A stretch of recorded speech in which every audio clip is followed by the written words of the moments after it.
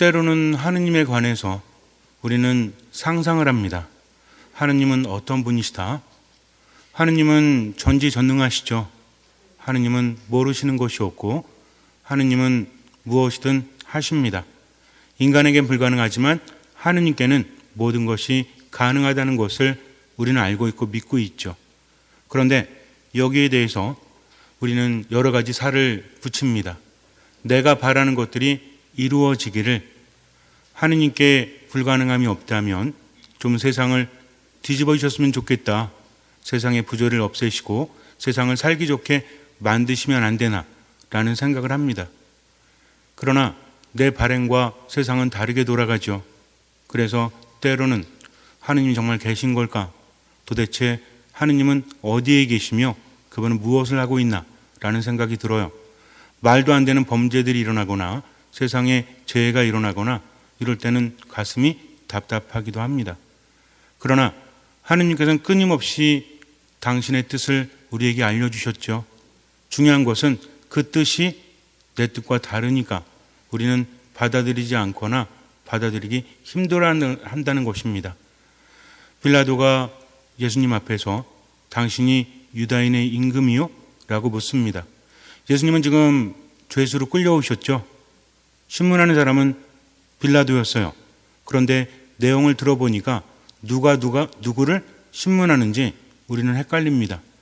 빌라도는 마음이 급하죠. 예수님께 죄가 없다는 것을 알고 있었기 때문에 예수님을 풀어주려고 나름 애를 씁니다. 어쩌면 이 순간의 심판은 예수님에 대한 것이 아니라 빌라도에 대한 것이었겠죠. 빌라도는 진리를 알아보려고 했습니다. 그러나 결국은 손을 씻어버리죠. 진리를 알지만 세상이라는 것이 진리를 안다고 그대로 실천할 수는 없기 때문에 그래요. 또 다른 힘을 느끼기 때문입니다. 빌라도는 결국 스스로가 느낀 진리를 저버려요. 그리고 손을 씻어버립니다. 그 순간 그에 대한 심판도 이루어진 것이 아니겠습니까? 누가 하느님을 심판할 수 있습니까? 하느님이 눈앞에 계신데 그분을 알아보지 못함이었죠. 신앙이란 무엇입니까? 신앙이라는 것은 하느님을 만나는 것이라 했죠. 하느님을 알아보는 것이라 했습니다. 그리고 하느님을 따라가는 거죠. 하느님을 만나는 사람은 많이 있습니다. 그러나 그분을 알아보는 사람은 그보다 적어요. 더 심각한 것은 그분을 따르는 사람은 더 적다는 것입니다. 왜냐하면 그분을 따르기 위해서는 자기 자신을 버려야 하기 때문에 그래요. 여기서 자기 자신이라는 것은 사람마다 다르죠. 스스로 이것 없으면 살아갈 수 없다고 생명만큼 중요하게 여기는 것들이 분명히 있습니다. 때로는 변하기도 하지만 분명히 있다는 거죠. 하느님은 이것을 요구하십니다. 그렇다면 왜 그런 걸까요? 요즘 세상은 윈윈이라는 말을 많이 하죠. 그렇지 않습니까? 나도 좋고 너도 좋고. 우리나라에서는 옛날부터 윈윈을 추구해왔죠. 누구 좋고 누구 좋고? 누이 좋고?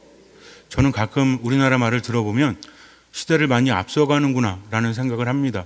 그래서 윈윈이라는 것은 정말 좋은 거예요. 그런데 하느님은 윈윈을 바라지 않으십니다. 분명히 우리 보고 모든 것을 내려놓으라고 하시니까. 그렇다면 도대체 왜 그러는 걸까요? 우린 신앙 안에서 하느님을 신뢰합니다. 내 심장마저 하느님께 드릴 정도로 신뢰하죠. 그 중요한 이유는 무엇이라 했죠? 하느님은 나를 나보다 더 잘 아시기 때문이다. 그리고 나를 나보다 더 사랑하시기 때문이다. 그러니까 내가 생각할 때 이것이 옳다고 여겨져도 결국 나를 위한 길은 내 생각이 아니라 하느님께서 우리에게 알려주시는 길이라는 거죠. 우리 천주교 신앙은 무엇입니까? 스스로 깨닫는 신앙이 아니죠. 천주교 신앙은 뭐예요? 하느님이 알려주시고 그것을 실천하면서 깨닫는다는 차원보다는 무엇을 하는 거죠? 체험을 하는 것이라고 했습니다. 물론 깨달음과 체험에 대해서 우리가 똑같이 여길 수도 있겠죠. 그러나 제가 여러분께 말씀드리고 싶은 건 스스로 노력해서 뭔가를 깨달아가는 것이 아니라 우리들의 신앙을 하느님께서 알려주신다는 겁니다. 그렇기 때문에 내가 깨달았을 때 움직이는 것이 아니라 분명히 다른 거예요. 깨달음과 체험은 다르죠. 깨달음은 뭐예요? 깨달을 때까지 기다려야 되는 거예요. 움직일 수 없어요. 그냥 깨달았을 때 그 행동을 하는 것입니다. 그러나 체험이라는 것은 무엇이죠? 내가 깨닫지 못했더라고 할지라도 그분이 알려주신 대로 그분을 따라가는 거다. 그래서 체험과 깨달음의 가장 큰 차이는 무엇이다? 따름이 있느냐 없느냐 하는 거죠. 깨달음이라는 것은 누가 하는 겁니까? 내가 하는 거죠. 그러나 체험은 하느님께서 주시는 거예요. 이 두 가지를 구분함에 있어서 우리 많은 묵상을 해야 됩니다. 저는 여러분에게 어떤 이 두 가지 말의 반대성이라든지 차별성을 이야기하는 게 아니에요. 살다 보면 같이 쓸 수도 있습니다. 그러나 굳이 구분하자면 하느님을 따르는 것, 내가 이해하지 못해도 그분은 나를 나보다 더 잘 아시니까, 나를 더 사랑하시니까 나에게 좋은 것을 주시겠지. 지금은 느끼지 못한다고 할지라도 그러니까 따르겠습니다. 하지만 그분을 따름에 있어서 방해되는 것은 무엇이죠? 내 자신이라는 겁니다. 이것을 내려놓아야 하는 거예요. 나를 버리라고 그래가지고 지금 내 삶을 그냥 다 내려놓고 막 산다는 의미가 아니라 하느님을 따르는데 방해되는 내 안에 있는 것, 그것을 누가 합니까? 내가 한다는 거죠. 하느님의 말씀을 묵상하면서 그것을 따라야 되는데 순간 따를 수 없게 만드는 무엇인가, 아니면 따르지 않게 만드는 무엇인가가 내 안에 있죠. 이것을 내려놓는 것이 자기 자신을 버린다는 것을 의미합니다. 그렇다면 왜 하느님께서는 내가 바라시는 대로 주지 않으실까요? 그렇게 주시면 좋잖아요.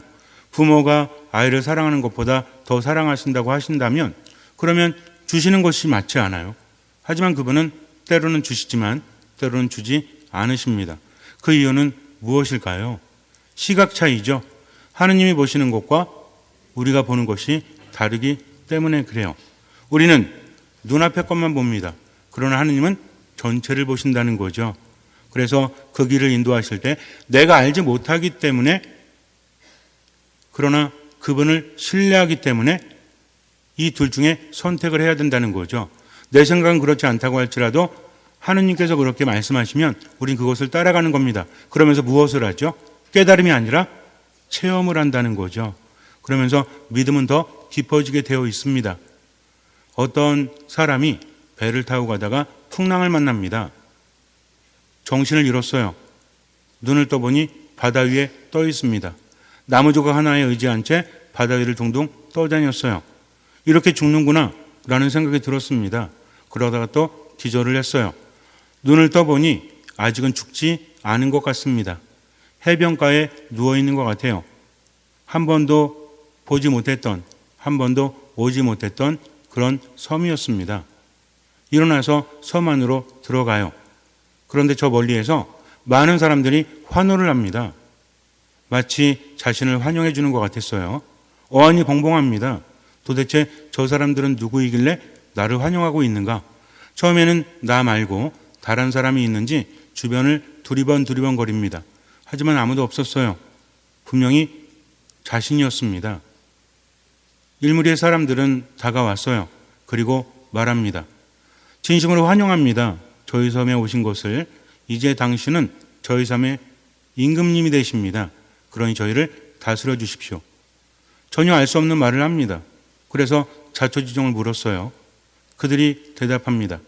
자신들은 이 섬의 원주민인데 여기에는 한 가지 법이 있다고 합니다. 모든 원주민이 따라야 되는데 그 섬 사람들은 왕이 될 수 없대요. 어느 날 자신의 섬을 찾아온 외지인 그 사람이 왕이 된다고 합니다. 참 이상한 법이었죠. 그런데도 법이었기 때문에 그들은 따를 수밖에 없었어요. 어쨌든 나쁜 것은 아니었습니다. 바다에 빠져가지고 죽는 줄 알았는데 이렇게 구사일생에서 섬까지 왔고 또 왕이 되었으니 얼마나 좋습니까? 위기가 기회가 된 것이죠. 왕이 되어서 하루하루 즐겁고 행복하게 사는데 뭔가 좀 이상합니다. 그래서 물어봤어요. 아니, 내가 하는 일도 별로 없는 것 같고 왕이긴 하지만 뭘 해야 됩니까? 그랬더니 말을 해요. 임금님께서는 그냥 임금의 자리를 즐기시면 됩니다. 저희들이 다 합니다. 물론 임금님이 하고 싶은 것은 할 수 있죠. 그러나 여기에 중요한 사실이 있습니다. 그게 무엇입니까? 임금님은 앞으로 1년만 임금을 하실 수 있으십니다. 그래요? 그러면 1년이 지난 뒤에 저는 어떻게 해야 되죠? 임금님은 저 옆에 있는 섬으로 옮겨가셔야 가게 됩니다. 그 섬을 바라보았어요. 황폐한 곳이었습니다. 그렇다면 이전에도 임금님들이 있었나요? 있었죠. 그들은 어찌 됐습니까? 그분들은 1년 동안 여기에서 왕이 되어서 다스리고 저 섬으로 갔습니다. 그리고 어떻게 됐는지는 저희도 알 수 없어요. 라고 말합니다. 하루하루가 지날수록 여러 가지 생각이 듭니다. 어느 날 그 섬에 가보기로 했어요. 섬에 갔더니 여기저기에서 사람들이 죽어가고 있습니다. 먹을 것은 한계가 있는데 더 이상 먹지 못해서 바다에서 밀려오는 것을 먹고 살아가는 사람들, 그러나 처참했어요. 그들은 모두 자기 전대의 임금들이었던 거죠. 1년 동안 부귀영화를 누렸지만 결국은 그 섬에서 비참한 처우를 맞이해야 했습니다. 돌아온 다음에 그는 끙끙 앓기 시작을 합니다. 지금 행복하면 무엇하는가? 지금 즐거우면 무엇하는가? 앞으로 1년 후면 나도 저렇게 될 텐데. 하루하루 지나는 것이 살아가는 것이 아니라 죽어가는 거였죠. 무엇을 해도 즐겁지 않았습니다. 내가 지금 이렇게 즐거워도 결국은 1년 뒤에는, 아니 이제 하루가 줄었구나, 또 하루가 줄었구나, 이제 10달 후에는, 이제 9달 후에는 나도 저 꼴이 될 텐데 이것이 무슨 의미가 있는가? 삶이 우울할 수밖에 없죠. 그러다 어느 날 그는 한 가지 결심을 하게 됩니다. 신하들을 모았어요. 그리고 이렇게 말합니다. 내가 임금으로 있는 동안 무엇이든 할 수 있다고 말했지 않소? 그들이 대답합니다. 예, 임금으로 계신 1년 동안은 어떤 일이든 할 수 있습니다. 그렇다면 지금부터 나를 따라오시오 하면서 중요한 사람들을 옆에 있는 섬으로 데려갔어요. 그리고 그것을 개간하기 시작을 합니다. 사람들이 살 수 있는 곳으로 나무도 심고 여러 가지 합니다. 임금으로 할 수 있는 모든 것을 동원해서, 사람들을 동원해서, 물자를 동원해서 그것을 살기 적합한 곳으로 꾸며가기 시작을 했습니다. 사람들은 따를 수밖에 없었죠. 임금의 말이었기 때문에. 그렇게 1년이 지났습니다. 그리고 그 사람은 그 섬으로 건너갔지요. 최후가 비참한 것이 아니라 이제 새롭게 또 다른 임금이 되어서 살 수 있었다고 합니다. 이는 우리의 인생을 이야기하죠. 지금 너무 좋다고 할지라도 지나가기 마련이죠. 아무리 힘들어도 지나가기 마련이지 않습니까? 이 또한 지나가리라. 이것은 많은 분들이 알고 있죠. 그 의미는 무엇일까요? 우리들에게 있어서 이 의미는 무엇입니까? 어떤 분들은 그래요. 지금 힘들어도 지나갈 거니까, 지금 아프고 괴로워도 너무 힘들어하지 마. 어차피 지나갈 일이야 하면서 위로하죠. 지금 좋아 죽겠어도 뭐라고 합니까? 이 또한 지나가기 마련이야. 그러니까 너무 좋아하지 마 라고 합니다. 많은 분들이 깨달음을 얻었다라고 합니다. 이 말에서 지금에 연연해하지 말자. 여러분들도 그런 생각을 떠올릴 때가 있죠. 심지어는 노래도 있잖아요. 예전에 그 누구죠? 예전에 있던 노래인데 이적인가 누가 다시 불렀죠? 지나간 것은 지나간 대로. 이런 노래 모르세요? 예전에 누가 불렀죠? 에이 하는 사람이 있었잖아요. 전인권이 그죠? 불렀죠. 어쨌든 근데 이게 원래 독일의 가수들이 불렀던 음을 따와서 만들었다고 합니다. 저 들어봤더니 너무 비슷하더라고요. 그 노래를 들으면서 어떤 생각을 해요? 그래, 연연해하지 말자. 지금 힘들어도 그냥 지나가면 그만인 것을 하면서 힘을 얻으시죠. 그런데 그 다음은요, 이게요 엄청나게 무서운 함정이 여기에 숨겨져 있습니다. 지나가면 그 다음은 뭐가 되죠? 지나가면 내가 살 날이 줄어드는 거죠. 이게 정말 위로가 됩니까? 지금 순간은 위로가 될지 모르겠지만 그 다음은 또 어떻게 할 거예요? 또 그 다음은 어떻게 할 겁니까? 인간의 삶이라는 것은 갈수록 비참해질 수밖에 없다. 그런데 우리는 그것을 바라지 않아요. 내가 바라는 많은 것들은 어쩌면 우리에게 주어진 1년이라는 기간, 저 1년 아닌데요. 그렇다면 80년이든 90년이든 100년이든 여러분들은 몇 살까지 사실 것 같아요? 우리 어르신들 지금 70, 80 넘으신 분들 있죠? 몇 살까지 사실 것 같아요? 얼마 못 사세요. 150살까지만 사십니다. 그러면 얼마 남았어요? 어이구, 한 70년 그밖에 안 남았네. 그러면 앞으로 좀 늘릴까요? 늘려드리죠. 뭐 200살까지만 사세요. 그렇다면 그것은 또 무슨 의미가 있어요? 어차피 200년이든 150년이든 80년이든 90년이든 1년인 거예요. 그리고 하루인 겁니다. 지나가 버리면 모두 똑같다라는 거죠. 유관 역사 안에서 100년을 산들 200년을 산들 만년이 지나면 아무 의미가 없지 않습니까? 우리들의 인생이 그런 것입니다. 그런데 우리는 그것을 바라죠. 건강하길 바라고 행복하길 바라고 일이 잘 되기를 바라고 아이들이 성공하길 바랍니다. 그러면 그렇게 된 다음 그 다음에는요. 우리가 바라보는 인생이라는 것이 하느님께 바라는 것이 어쩌면 지나가 버릴 그뿐인 것을 이런 날을 기대하고 바란다면 하느님께서 그것만 들어주시고 말까요? 그렇지 않다는 거죠. 하느님은 영혼 속에 계신 분이에요. 우리를 영혼으로 초대하십니다. 지금 네가 힘들어도 괜찮아. 너에게는 영원한 생명이 있으니까. 그러니까 신앙인들에게 있어서 이 또한 지나가리라는 것은 무엇입니까? 영원한 생명에 비하면 이것은 아무것도 아니라는 거죠. 그래서 지금 힘들고 괴로워도 누구를 바라보면서? 하느님을 바라보면서 참는 겁니다. 어쩌면 우리는요, 빌라도하고 똑같아요. 빌라도는 말합니다. 당신이 임금이요? 예수님께서 뭐라고 하십니까? 이 나라는 내 나라가 아니다. 만일 내 나라라면 신하들이 싸워서 넘겨주지 않았을 것이다 라고 말씀하십니다. 이게 무슨 얘기예요? 예수님의 나라, 즉 하나님의 나라는 우리가 눈뜨고 보는 내가 생각하는 이 세상이 아니라는 거죠. 그렇다고 해서 하나님 나라에 속하지 않는다는 것이 아니라 중요한 것은 뭐냐면 하나님 나라는 우리가 생각하듯이 영토로 구분 지어지는 그런 것이 아니라는 겁니다. 하나님 나라는 여기에 있을 수도 있고 없을 수도 있다라는 거죠. 또 한 가지 연결되는 개념은 심판이죠. 심판은 무엇입니까? 악인들은 지옥 가고 선인들은 천국 가는 거죠. 이 심판을 여러분들은 믿습니까? 이거 안 믿으면 안 돼요. 그래서 우리 뭐라고 하죠? 상선 벌악이라고 하죠. 그럼 하느님께서는 그래 착한 사람이니까 너희들은 내가 용서해주고 영원한 복락을 누려 하고 악한 이들은 너희는 죄를 졌으니까 벌을 받아라 하면서 지은 죄에 따라서 벌을 주시면서 통쾌하실까요? 하느님은 자식을 부모가 사랑하는 것보다 더 사랑한다고 하셨습니다. 어떤 사람이 죄를 지으면 모두가 손가락질해도 누구만큼은? 부모만큼은 손가락질할 수 없죠. 그렇지 않아요? 여러분들 같으면 자식이 죄를 졌어요. 그러면 그래 죄 졌으니까 너는 사형 받아야 돼. 너는 무기징역 받아야 돼. 너는 뭐 몇십 년 받아야 돼. 라고 객관적으로 말할 수 있어요? 그렇지 않죠. 부모는 자식을 위해서 대신 죽을 수 있는 유일한 존재입니다.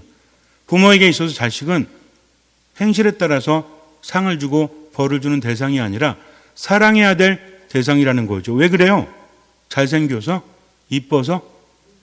무엇 때문입니까? 내 자식이기 때문이죠. 다른 이유가 없잖아요. 자식이 아파서 누워있으면 아무리 수입이 늘어도 그리고 아무리 일이 잘 돼도 부모의 마음은 어떻습니까? 다 소용없는 거죠. 내 자식이 아픈데 내 자식이 힘든데 그것이 무슨 의미가 있습니까? 그래서 부모가 되는 순간부터 어른이 된다라고 하죠. 중요한 것이 있습니다. 하느님은요, 잠시 지나갈 세상, 거기에 우리가 머물면서 헛된 것을 바라기를 원하지 않으신다는 거죠. 무엇을 추구하기를? 영원한 것을 추구하기를 바라십니다. 그래야만 인간도 행복할 수 있기 때문에 어릴 때야 소유의 얼매일 수 있죠. 왜? 없으니까 내가 좀 돈 좀 있었으면 좋겠다. 뭐 좀 있었으면 좋겠다는 생각을 하죠. 근데 삶의 체험을 통해서 우리는 분명히 느끼지 않습니까? 진정한 인간의 행복이라는 것은 거기에서 오는 것이 아니라는 것을. 물론 기본적인 것은 채워줘야 합니다. 먹지 못하는데, 마시지 못하는데, 입지 못하는데, 잠잘 곳이 없는데 어떻게 마음이 행복하다고 해서 행복할 수 있습니까? 그거는 아무나 느낄 수 있는 경지는 아니죠. 우리처럼 일반 사람은 어떻습니까? 충족되어줄 것은 충족되어줘야 한다는 거죠. 우리가 완전히 그렇게 살지 못한다고 할지라도 한번 생각해 보세요. 인간에게 필요한 음식은 얼마만큼이에요? 배고프지 않을 만큼, 건강할 만큼이죠. 인간에게 필요한 옷은 얼마만큼이에요? 따뜻하고 시원하고 보기에 어느 정도 좋을 만큼, 그것이지 않습니까? 잠잘 때는 얼마만큼의 공간이 필요해요? 한 100평에서 백평에서 이리 둥글 저리 둥글 이렇게 잡니까? 움직일 수 있는 공간은 한계가 있다는 거죠. 이것이 인간에게 필요한 겁니다. 인간의 역사 안에서 우리는 수많은 가치를 만들었죠. 행복하기 위해서는 돈이 많아야 돼. 행복하기 위해서는 어떻게 해야 돼? 인간이 만든 것들입니다. 정말 인간에게 필요한 것은 얼마만큼인지를 우리는 꾸준히 묵상해 봐야 한다는 거죠. 비록 그렇게 살지 못한다고 할지라도 그렇지 않으면요, 거기에 온갖 마음과 정신을 빼앗겨서 영원한 것은 도외시한 채, 현실만을 추구한 채 그렇게 1년이 지나버릴지도 모른다는 것입니다. 그러나 하느님 나라에 속한 사람들, 예수님께 속한 나라의 신하들은 어떤 사람들이죠? 신하들은 어떤 존재입니까? 왕을 따르는 존재죠. 즉 우리의 임금이신 예수 그리스도, 하느님께서 말씀하신 무엇을 추구합니까? 영원한 생명을 추구한다는 거죠. 그렇기 때문에 지금의 괴로움이나 슬픔도 이 또한 지나가리라라고 생각하고 최선을 다해서 누구의 뜻대로? 하느님의 뜻대로 기뻐하면서 감사하면서 살아가는 사람들이라는 겁니다. 체험을 통해서 우리는 분명히 알아야 돼요. 어떻게 행복한지를. 얼마만큼 가져야 행복합니까? 끝이 없어요. 그러나 체험하는 순간 정말 필요한 것이 무엇인지를 아는 순간부터 세상에 연연해하지 않고 오히려 즐기게 됩니다. 그래서 예수님께서는 무엇을 추구하라고 하셨죠? 하나님의 나라와 그 의를 추구해라. 무슨 얘기입니까? 내가 바라는 대로가 아니라 하느님께서 바라시는 대로 이루어지기를, 그러면서 나도 최대한 그분의 뜻을 이루면서 살아가는 거죠. 그러면 어떻게 된다고 했죠? 그 외의 것들도 넉넉하게 채워주실 것이다라고 말씀을 하십니다. 하느님이요, 우리가 필요로 하는 현세적인 것을 안 주신다는 얘기가 아니에요.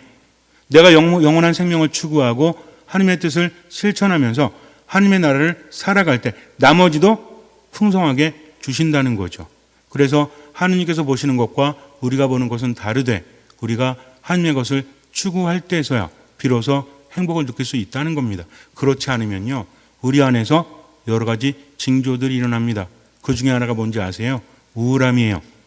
상실되면서 느끼는 거죠. 근데 우리는 영원한 생명에 대한 상실은 생각하지도 않고 뭐만 생각합니까? 돈을 더 벌어야 되겠다. 좀 더 높이 올라가야 되겠다. 그러면 영혼은 점점 더 고장나고 망가지는 거죠. 우리에게 주어진 시간이 얼마 남았습니까? 그렇다면 내게 받은 모든 것들을 총동원해서 그 다음 삶을 준비해야 되지 않습니까?